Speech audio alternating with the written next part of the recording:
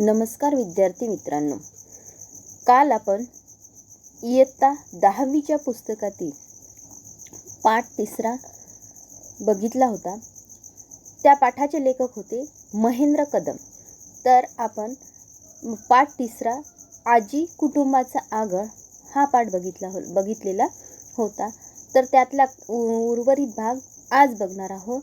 तत्पूर्वी मी अश्विनी वाघ तुम्हाला एकच सांगू इच्छिते, जर तुम्ही आमच्या या चॅनलला सबस्क्राईब केलं नसेल तर जरूर सबस्क्राईब करा, लाईक आणि शेअर करायला विसरू नका, जेणेकरून नवनवीन नोटिफिकेशन आम्ही तुमच्यापर्यंत पोहोचवू शकू. तसेच बेल आयकॉनवर क्लिक करायला विसरू नका. यानंतर आपण पाठाकडे वळूया. पाठाचा उर्वरित भाग. तर पाठामध्ये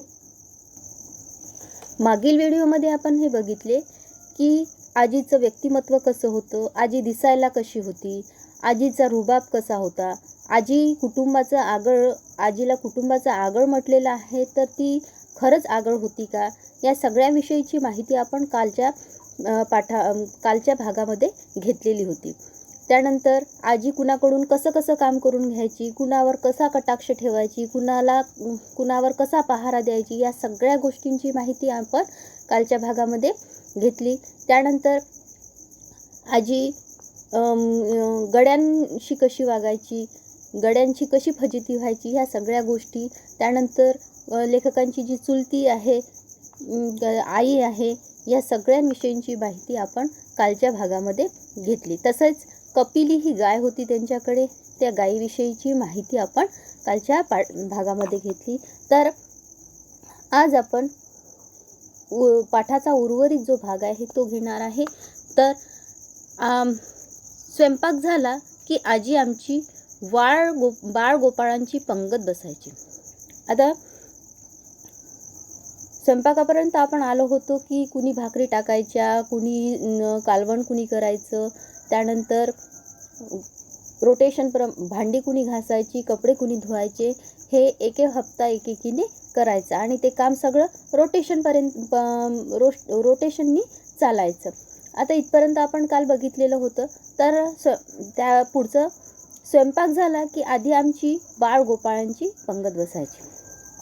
आता सगळ्यात पहिले स्वयंपाक झाला की आमची बाळगोपाळांची म्हणजेच काय, आमची छोट्या मुलांची काय बसायची, पंगत बसायची. म्हणजेच काय, सगळे आता एकत्र कुटुंब पद्धती म्हटलं की सगळे काय करतात, खाली बसून छान चटईवर बसून, त्यानंतर आई सगळ्या मुलांना वाढते, अशा पद्धतीचं जेवण होते. आपण आज डायनिंग टेबलवर बसतो, त्यानंतर त्या डायनिंग टेबलवर जेवण आणून ठेवलेलं असते, कुणी घ्या कसंही खा, बस इथपर्यंतच. पण पूर्वी तसं नसायचं. तर स्वयंपाक झाला की आधी आमची बाळगोपाळांची पंगत बसायची, आजी पुढे सरकायची आणि आमची आई जेवायला वाढायची.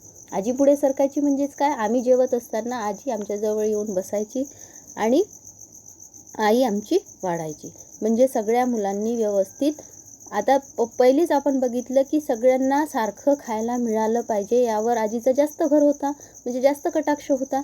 त्यामुळे आजी सगळ्यांनी व्यवस्थित जेवलं पाहिजे म्हणून आमच्या जवळ येऊन बसायची.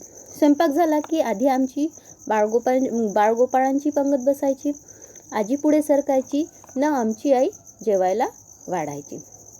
आजी पुढे सरकायची आणि आमची आई काय करायची, जेवायला वाढायची. किंवा कुणी काहीही, पण वाढताना आजीचा जागता पहारा, म्हणजे काय वाढत आहे, सगळ्यांनी सगळ्या वस्तू खाल्ल्याच पाहिजे, यावर आजीचा जास्त पहारा होता. धपाटे घालू खाऊ घालायचं, धपाटे घालू खाऊ घालायचं. म्हणजेच काय, मार देऊ काय करायचं, खाऊ घालायचं, म्हणजे तू एवढं जेवण संपवलंच पाहिजे असं. म्हणूनच पूर्वीचे लोक कसे आहे, धडधाकट आहे की नाही, त्यांना सगळ्या प्रकारचं विटॅमिन्स मिळायचं आणि सगळ्या प्रकारचं विटॅमिन्स मिळाल्यामुळे ते काय आहे, धडधाकट आहे, त्यांचं काहीही दुखत नाही. पण आजकालची जे मुलं आहे त्यांचं काय, सतत दुखत असते. कारण आजच्या आईजवळ त्यांना खाऊ घालायला, त्यांना पिऊ घालायला किंवा त्यांचे हट्ट पुरवायला आणि त्यांना बसून जेवू घालायला वेळच नसतो आजच्या आईकडे, असतो क्या? आणि म्हणून आजचे मुलं कसे होत चालले आहे आणि आजकालचं खाणंही तसंच आहे, रासायनिक, आणि त्यामुळे जे व्हिटॅमिन्स आहे ते लोकांपर्यंत पोहोचत नाही, म्हणजे त्या व्यक्तीच्या बाळाच्या पोटामध्ये जातच नाही, सगळं रासायनिक असल्यामुळे. आणि त्यामुळे सगळे काय होतात, म्हणजे रोगांचा व्यक्तीवर जास्त प्रादुर्भाव झालेला आपल्याला आढळून येतो, हो की नाही? तर पूर्वी लेखक इथे सांगतात महेंद्र कदम की आम्हाला धपाटे घालू खाऊ घातल्या जात होतं. कुणाला खरकटं ठेवू द्यायचं नाही. खरकटं ठेवू द्यायचं नाही म्हणजेच काय? कुणीही उष्ट ठेवायला नको, म्हणजे ताटात कुणीही शिल्लक ठेवलं पाहिजे नाही. पूर्ण ताट स्वच्छ केलंच पाहिजे. पूर्वीचे लोक अन्नाला खूप जास्त, म्हणजे जेवणाला जास्त महत्त्व द्यायचे. खरकटं ठेवणे म्हणजे अन्नाचा काय होतो? अपमान होतं, असं त्यांचं म्हणणं होतं. म्हणून पूर्ण ताट स्वच्छ केलं पाहिजे. आता आमच्या जेवणानंतर रानातल्या भाकरी बांधल्या जायच्या आणि नंतर सगळ्या बायका मिळून जेवायचं. म्हणजे आमच्या जेवणानंतर रानातल्या भाकरी बांधल्या जायच्या. म्हणजे रानात म्हणजे शेतात जे काही काम करत होते, म्हणजे लेखकांचे बाबा, लेखकांचे वडील, त्यानंतर त्यांचे काका, हे सगळे काय करायचे? शेतात काम करायचे. आणि मग न्याहारी म्हणजे नाश्ता. आपण जो पिझ्झा बर्गर हे नाश्ता करतो ना, तर ते पहिले पूर्वीचे लोक काय करून जायचे? न्याहारी करून जायचे. म्हणजे शिळं वगैरे असलं काही तर ते खाऊन ते कुठे जायचे? शेतात जायचे. आणि स्वयंपाक झाल्यानंतर त्यांच्या भाकरी म्हणजे त्यांचे डबे कुठे पाठवले जायचे? शेतात पाठवले जायचे. तर आमच्या जेवणानंतर रानातल्या भाकरी बांधल्या जायच्या आणि नंतर सगळ्या बायका मिळून जेवायच्या.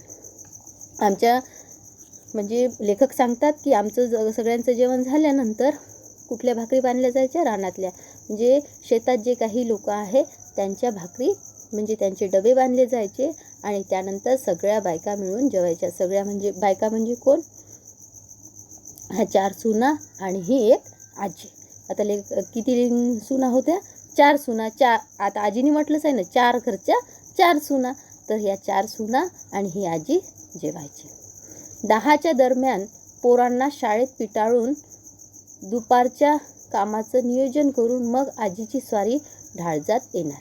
आता 10च्या दरम्यान म्हणजे 10 वाजायच्या दरम्यान, म्हणजे 9:45 ते 10च्या दरम्यान पोरांना शाळेत पिटाळून, म्हणजे पोरांना शाळेत पाठवून, पिटाळून म्हणजे काय?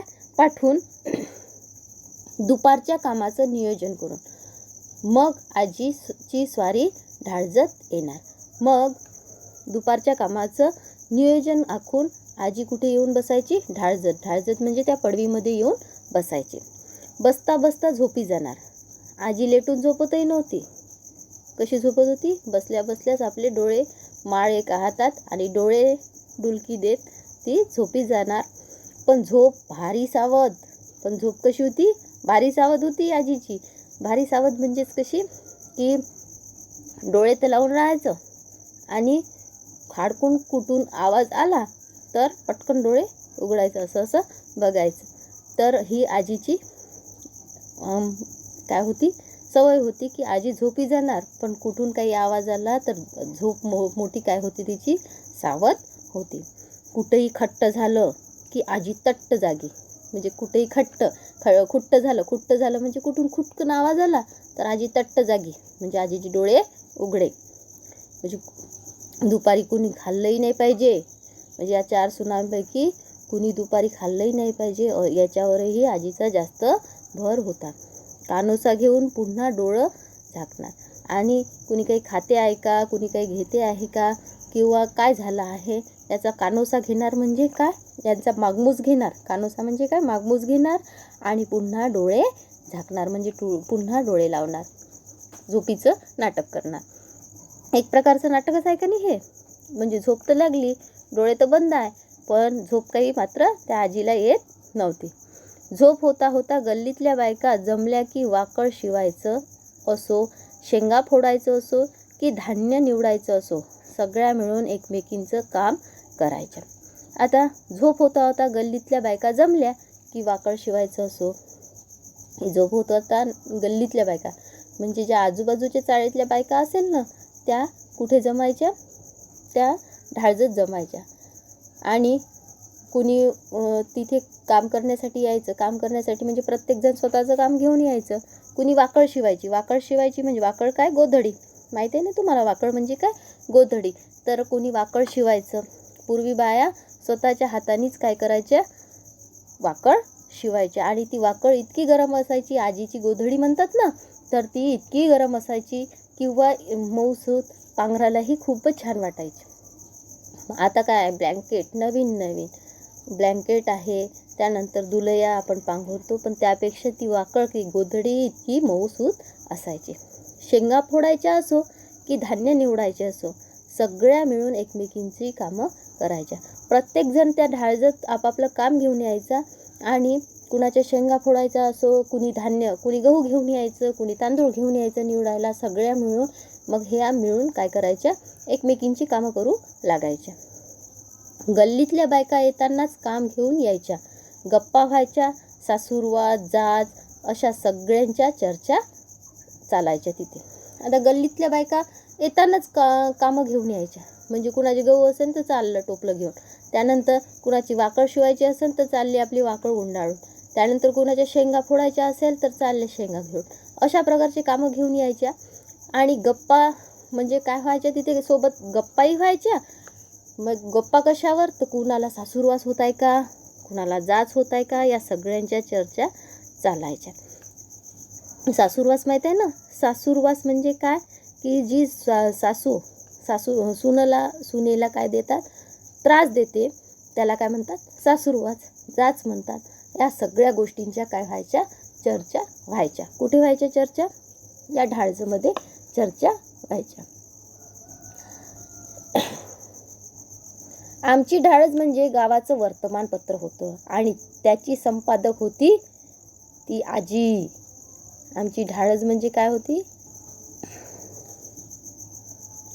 आता इथे आमची ढाळज म्हणजे गावाचं वर्तमानपत्र होतं आणि आजी त्याची काय होती, संपादक होती. म्हणजे काय, की आमची ढाळज म्हणजे गावाचं वर्तमानपत्र होती. म्हणजे कुठलीही बातमी असो तर कुठे येऊन पोचायची, आमच्या ढाळजमध्ये येऊन. म्हणजे सगळ्या बायका कुठे येऊन बसायच्या, त्या ढाळजमध्ये येऊन बसायच्या आजीच्या. आणि त्या ढाळजमध्ये येऊन बसल्यामुळे सगळ्या गोष्टी त्या ढाळजमध्येच व्हायच्या. आणि म्हणून त्याला म्हटलं आहे की आमची गावाचं वर्तमानपत्र म्हणजे कोण, आमची ढाळज. आणि त्याची संपादिका कोण होती, आमची आजी. त्याची संपादिका कोण होती, आमची आजी. आता वर्तमानपत्राचे वार्ताहर गावातून काय करतात, बातम्या आणतात की नाही.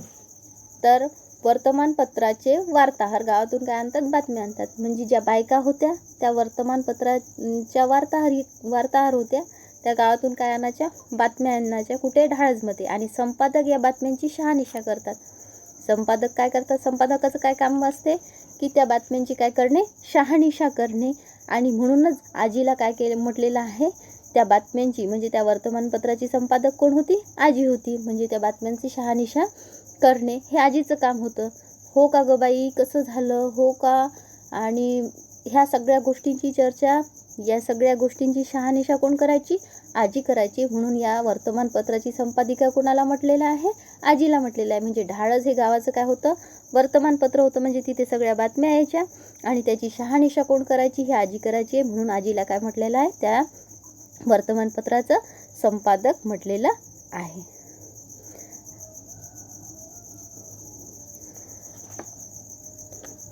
म्हणजे त्या बातम्यांची, तिथे आलेल्या बातम्यांची शहानिशा झाल्यावर त्या बायका मग काय करायच्या, त्या बातम्या गावभर सांगायला मोकळ्या. मग गावभर त्या बातम्या पसरायच्या.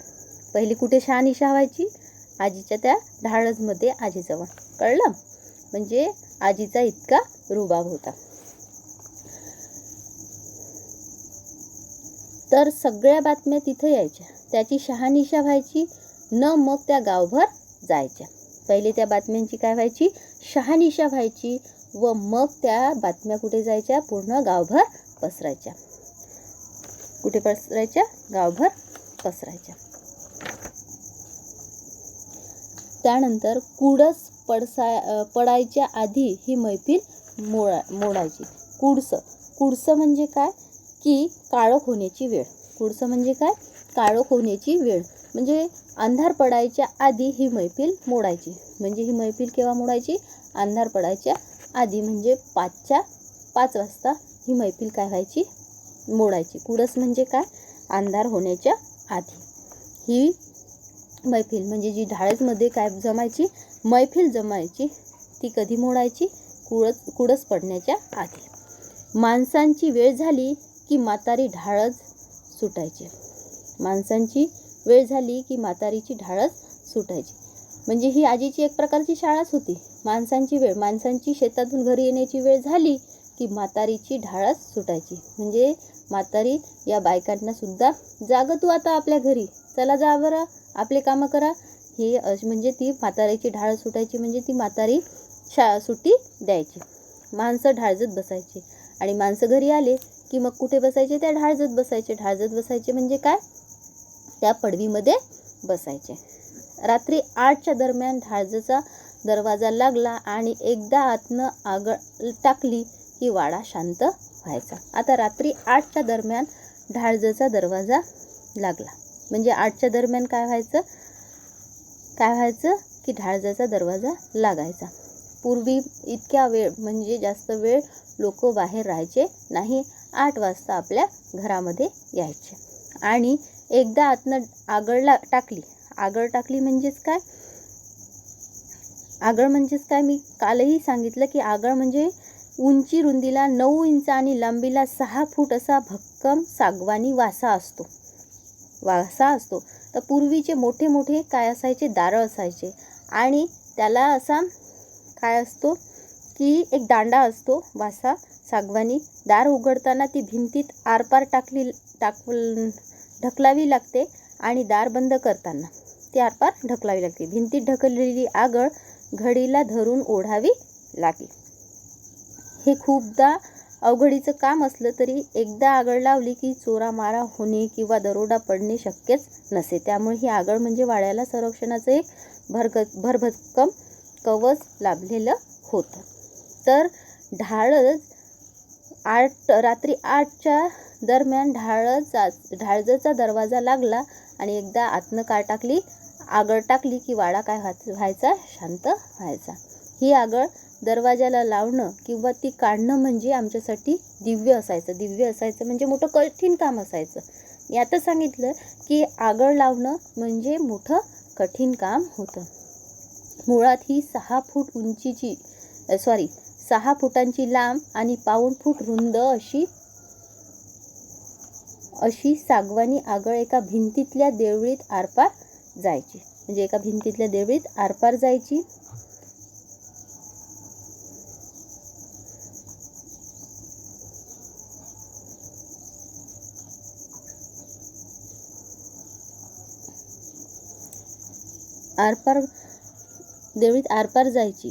ती आरपार घालून दरवाजा उघडणं किंवा तिच्या तोंडाला असणाऱ्या पितळी वाघाच्या जबडीतील कडीला हात घालून ती बाहेर ओढणं व समोरच्या भिंतीतल्या देवळीत ढकलणं फार अवघड गणित होतं. म्हणजे फारच कठीण काम होतं. हे याला म्हणतात आगळ. दिसते तुम्हाला, चित्रामध्ये दिसत असेल की याला म्हणतात आगळ. आणि ही साखळी म्हणजे ही कडी, आणि ही कडी सुद्धा जाळी असायची आणि ती कडी काढणं सुद्धा एक मोठं कठीण काम होतं. ती कडी उघडणं किंवा तिच्या तोंडाला असणाऱ्या पितळी वाघाच्या जबडीतील कडीला हात घालून ती बाहेर ओढणं व समोरच्या भिंतीतल्या देवळीत ढकलणं फार अवघड गणित होतं. म्हणजे फारच अवघड काम होतं. ही आगळ म्हणजे दरवाजाचं, पर्यायाने वाड्याचं भरभक्कम संरक्षण कवच होतं. म्हणजे ही कडी किंवा हे आगळ म्हणजे दरवाजाचं म्हणजेच पर्यायानं वाड्याचं भरभक्कम असं संरक्षण कवचच होतं. कारण हे एकदा लावली तर ती चोरालाही निघवू शकत नसे. दुपारीही एकदा आगळ टाकली की उन्हाचं सुट्टीचं आम्हाला बाहेर पडायला संधी नसायची. आता उन्हाळ्याच्या दिवसामध्ये सगळे आपापल्या घरी असतात आणि दार बंद केलं जाते. तर दुपारीही एकदा आगळ टाकली की उन्हाचं किंवा सुट्टीचे दिवस असले तर आम्हाला बाहेर पडायला संधी नसायची, कारण मुलांनाही आगळ काढणं शक्य नसायचं. तसाच रात्री त्या आगळीचा आधारही तितकाच वाटायचा. पण जरी दुपारी आम्हाला जाता येत नसलं तरी रात्री मात्र त्या आगळीचा आधारही तितकाच वाटायचा. म्हणजे काय, भीती वाटायची नाही, कारण ती आगळ कुणालाही काढता येत नसायची, छोट्या मुलांना तर नाहीच. कळलं? भर उन्हात मग आजीला जास्त त्रास होऊ न देता तिथंच ढाळजात, पडवीत, सोप्यात कुठंही आम्ही बैठे खेळ खेळायचो. आता जर उन्हाळ्याच्या दिवसांमध्ये ऊन जास्त तापते आणि तर उन्हाळ्याच्या दिवसामध्ये भर उन्हात मग आजीला जास्त त्रास होऊ न देता आम्ही ते ढाळच म्हणजे ती कडी काढणं किंवा ती आगळ काढणं याच्यामुळे त्रास व्हायचा ना, तर मग आम्ही काय करायचो, त्या ढाळजात म्हणजे त्या पडवीतच, सोप्यात कुठंही आम्ही बैठे खेळ खेळायचो. बैठे खेळ खेळायचो म्हणजे बसलेले खेळ खेळायचो. बैठे खेळ खेळायचो म्हणजेच काय, बसलेले खेळ खेळायचो. कोणचे? चिंचोके म्हणजे चिंचेच्या ज्या बिया असतात ना, ते पूर्वी मुलं हेच खेळ खेळायचे. चिंचोके म्हणजे त्या चिंचेच्या ज्या बिया असतात ना, त्या फोडायच्या आणि त्या खेळायच्या.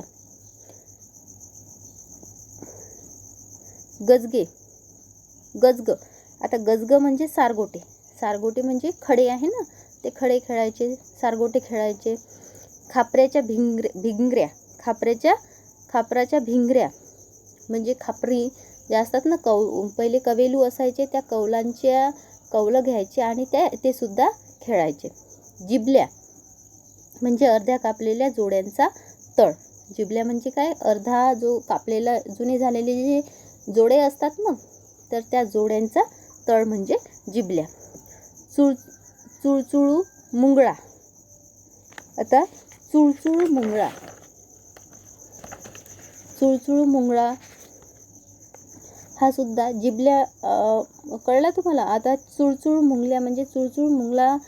मुंगळा हा सुद्धा एक खेळाचा प्रकार आहे. भोवरा खेळणे. भोवरा सुद्धा हा तुम्हाला माहीत आहे. गोट्या असले खेळ आम्ही खेळायचो. अशा प्रकारचे वेगवेगळ्या प्रकारचे बैठे खेळ आम्ही खेळायचो. तर कधी घरातल्या सरपणीतली लाकडं काढून विटी दांडू. आता सरपणीतलं म्हणजे इंधनातलं लाकूड काढायचं, एक लांब दांडू काढायचा आणि त्या दांडूनी आम्ही काय खेळायचो, विटी दांडू खेळायचो. भोवरं बनवीत बसायचो म्हणजे भोवरे सुद्धा करीत बसायचो. भिंगऱ्या बनवताना त्याला गोल आकार देण्यासाठी दगडावर घासत बसायचा. आता भिंगऱ्या बनवण्यासाठी त्यांना काय द्यावं लागते, गोल आकार द्यावा लागते. त्यासाठी त्याला गोल आकार देण्यासाठी दगडावर काय करायचं, त्याला घासत बसायचं. मधनच हुकी आली की पाटी काळी कुळकुळीत व्हावी म्हणून खापरानं घासायचे. आता पूर्वी पाट्या असायच्या. पाट्या माहिती आहे ना, स्लेट. तर ती पाटी छान जाडी असायची. तर मधूनच अभ्यास करण्याची थोडीशी हुकी आली म्हणजे लहर आली की पाटी काय करायची, काळी कुळकुळीत व्हावी म्हणून तिला कशाने घासायची, खापरानं घासायची. तसंच तरवडाच्या वाळल्या शेंगांना छिद्र पाडून बाभळी काट्यात ओवायच्या.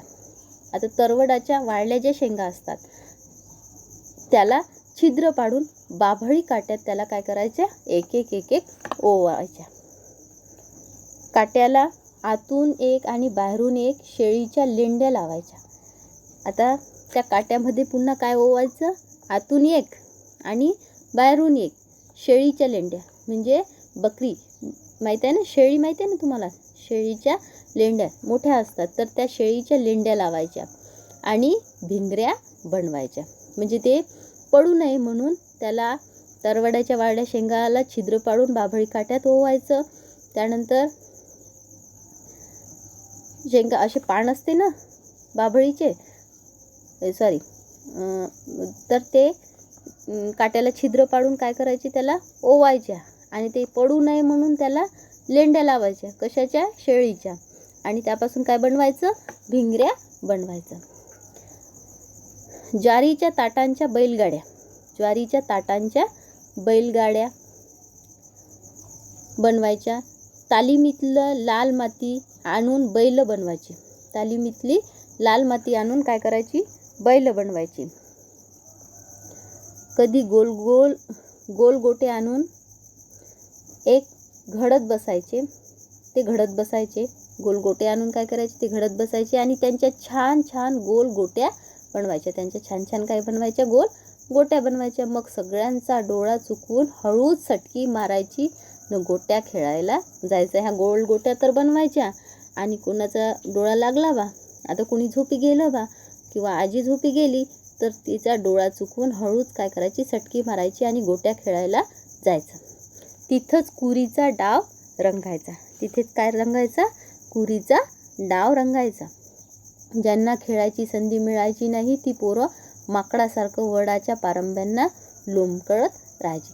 पूर्वी मोठमोठी खेड्यामध्ये काय मोठमोठी लांब सडक मोठमोठे काय असायचे, वडाची झाडं असायची आणि त्या वडाच्या लांब लांब काय असायच्या, पारंब्या असायच्या, ज्यांना मुलं काय करायची, लटकायची.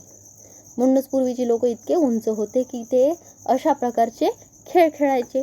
ज्यांना खेळायची संधी आजकाल काय की मुलांच्या हातात आला मोबाईल तर बसतात मुलं त्या मोबाईलकडे बघत आणि मग त्यांना काहीही सुचत नाही, अशा प्रकारचे खेळ खेळत नाही आणि त्यामुळे त्यांची वाढ तिथेच खुंटलेली असते की नाही.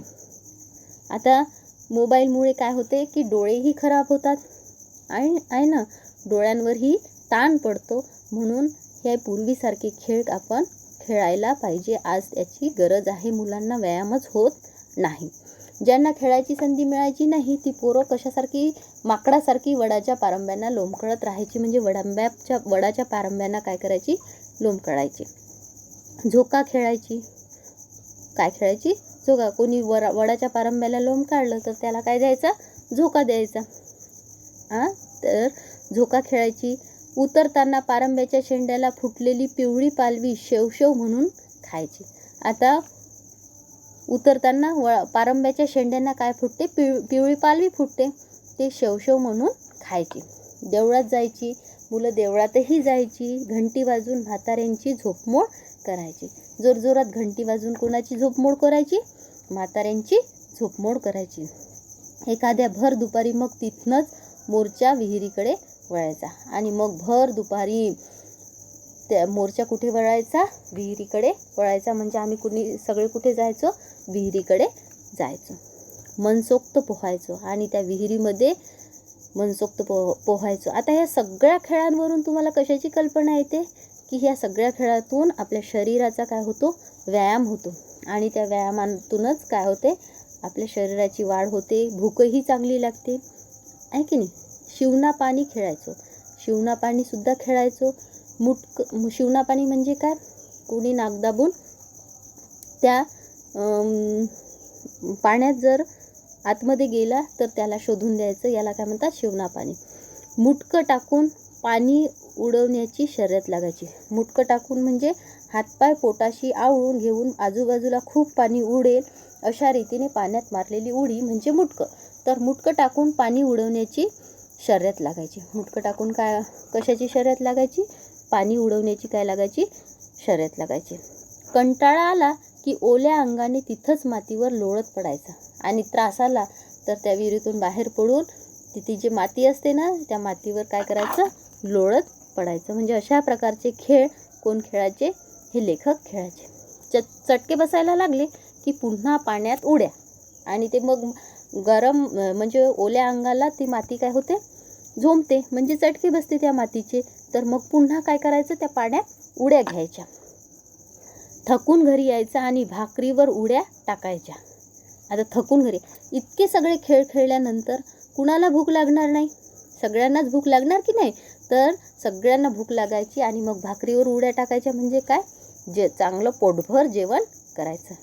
लाल डोळे आणि पांढरं पडलेलं अंग बघून आजीचं बोलणं खायचं. आता पाण्यात पोहल्यानंतर आपले डोळे लाल होतात की नाही, आपले डोळे काय होतात, लाल होतात आणि पांढरं पडलेलं आणि अंगही काय होते, पांढरं होते म्हणजे काय, अंगही कडक म्हणजे पांढरं लागते. तर हे सगळं बघून आजी ओळखून घ्यायची की हे पोहून आलेले आहे. मग आजी आम्हाला बोलणं खाऊ घालायची. म्हणजे काय की आजी आम्हाला शिव्या द्यायची. असल्या सगळ्या निसर्गदत्त वातावरणात बालपण आकारात होतं.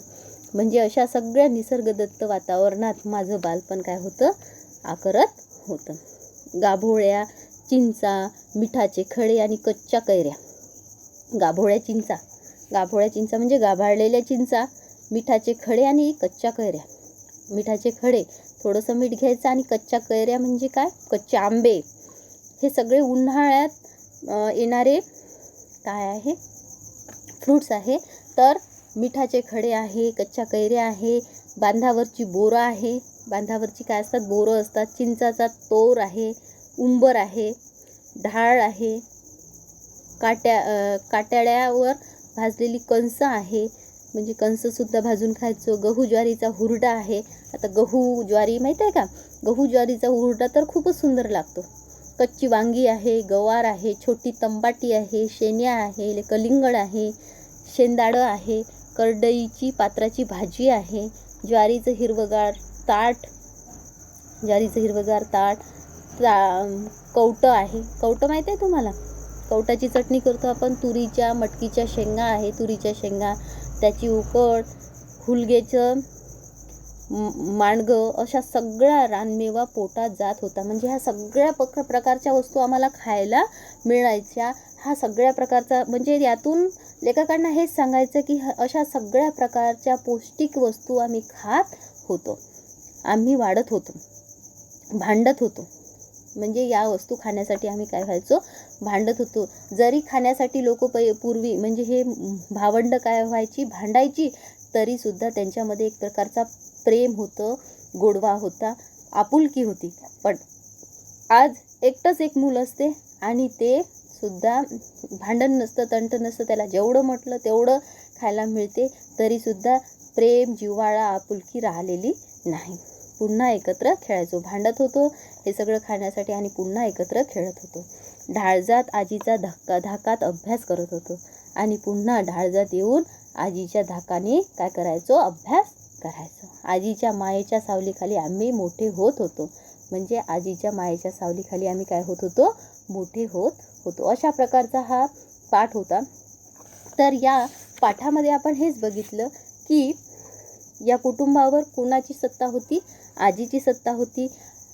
त्यानंतर कुटुंबासंबंधीचे सर्व निर्णय कोण घ्यायची, तर ती आजी घ्यायची. कुटुंबाचे उत्पन्न, त्या उत्पन्नाचे वाटप, ह्या सगळ्या गोष्टींची, त्यानंतर सगळे निर्णय कोणाचे होते, आजीचे होते. आणि ज्येष्ठ व्यक्तीच्या अधिकाराला सार्वत्रिक मान्यता असते, त्यामुळे कुटुंबातील सर्व व्यक्ती ज्येष्ठ व्यक्तीचा अधिकार निमूटपणे मान्य करतात. हेच आपण या प्रस्तुत पाठातून शिकलेलो आहे ना. त्यानंतर आपण सगळ्या गोष्टी बघितल्या की लहानपण, लेखकांचं लहानपण बघितलं की लहान असताना आतापर्यंत सगळा जो बदल झालेला आहे ते सगळं बघितलं. त्यानंतर आगळ म्हणजे काय, त्या आगळीचं काय महत्त्व आहे या लेसनमध्ये, या पाठामध्ये, हेही आपण सांगितलं की आजीची भूमिका ही अगदी याच प्रकारची आगळसारखी आहे. हे सुद्धा आपण बघितलं की आजीमुळे कुटुंबात सुव्यवस्था नांदत होती. सुना आपापसात हेवे दावे करू शकत नव्हत्या. कुणामुळे, आजी चांगली होती त्यामुळे. आपली कामे दुसरीवर ढकलू शकत नव्हत्या. सर्व कामे प्रत्येकीला करावीच लागत होती. या वातावरणामुळे कोणावर अन्याय होत नव्हता, कोणालाही तक्रार करायला वावच नसे. आजीमुळे प्रत्येकीला किंवा प्रत्येकाला भरभक्कम संरक्षण मिळालेले होते. हे आपण हे संरक्षण आगळ इतकेच काय होते, भक्कम होते. हे सुद्धा आपण या पाठामध्ये बघितलं की आगळचे महत्त्व बघितले.